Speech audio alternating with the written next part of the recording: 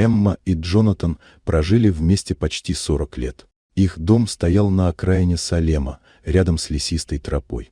Небольшой, деревянный, с облупившейся краской и запущенным палисадником, где Эмма выращивала флоксы и шалфей. Жили они тихо, почти незаметно для остальных, без ссор, без суеты. Люди в округе знали их как сдержанную, немного отстраненную пару.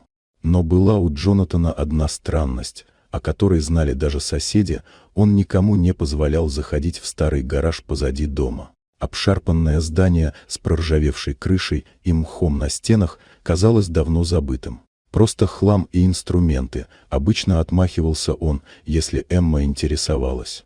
Иногда она слышала, как он подолгу возится внутри, шорох бумаги, поскрипывание досок, приглушенный голос. Но каждый раз, когда она приближалась, дверь была заперта изнутри, а звуки прекращались.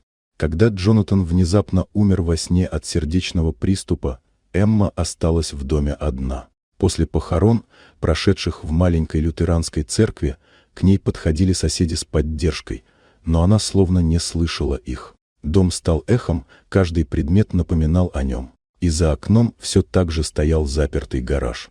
Через несколько недель, в один из серых осенних вечеров, она решилась. Дрожащими руками перебрала связку старых ключей и открыла дверь. Скрип, запах пыли и бумаги. Внутри все было иначе, чем она ожидала. На стенах десятки фотографий, почти все с ней, в саду, на кухне, на берегу озера в молодости. На столе кожаный альбом, поверх которого лежал засушенный цветок шалфея. Внутри письма, ежедневные записи, признания, сожаления, воспоминания. Он писал для нее, о ней, каждый день, годами.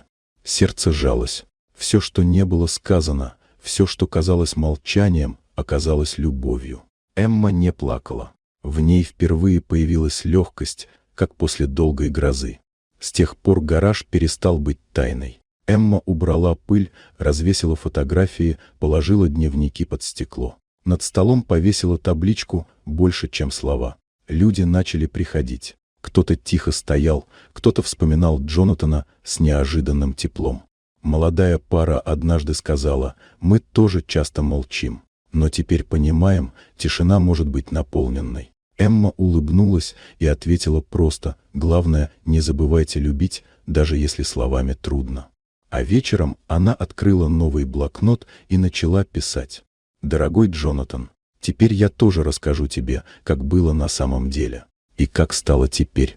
Гараж, когда-то наполненный тайной, стал местом, где жила любовь. Без шума, без громких слов. Только свет, бумага, фотографии. И тишина больше, чем пустота.